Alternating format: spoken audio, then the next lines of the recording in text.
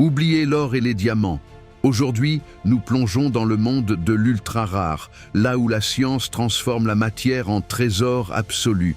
On commence avec le rhodium, un métal argenté qui fait partie de la famille du platine. Ce n'est pas seulement son aspect qui le rend spécial, mais son rôle vital dans l'industrie automobile pour filtrer les gaz toxiques.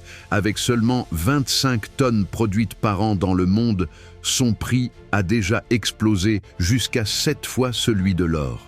Mais si le rhodium est rare pour l'industrie, la pénite l'est encore plus pour la géologie.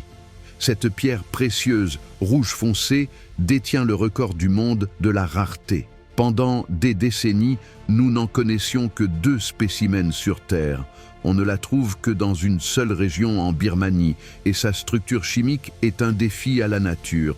Elle contient du bore et du zirconium, 2 éléments qui normalement refusent de s'associer. Pourtant, cette pierre semble abondante comparée à l'astate, l'élément naturel le plus éphémère. L'astate est tellement instable et radioactif qu'il se vaporise par sa propre chaleur. À n'importe quel moment, il n'en existe que 30 grammes sur toute la surface de la Terre. Il apparaît et disparaît en quelques heures, ce qui le rend quasiment impossible à observer à l'œil nu. C'est cette difficulté de production qui nous mène aux éléments transuraniens comme le californium-252. Créé artificiellement dans des accélérateurs de particules, le californium est une star de l'industrie car il émet des neutrons capables de détecter la fatigue des métaux dans les avions.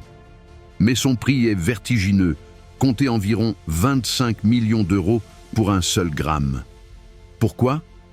Parce qu'il faut 2 ans de travail intense pour en produire une quantité minuscule. Enfin, nous atteignons le sommet absolu, le boss final de la rareté, l'antimatière.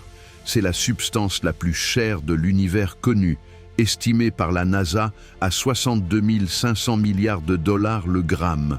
Sa particularité est explosive. Dès qu'elle touche la matière, elle s'annihile dans un flash d'énergie pure. 10 mg seulement pourrait propulser un vaisseau jusqu'à Mars. Mais pour l'instant, l'humanité n'en produit que quelques milliardièmes de grammes par an. De la chimie des pierres à la physique des particules, ces matériaux nous prouvent que sur Terre, plus une chose est difficile à capturer, plus elle devient légendaire.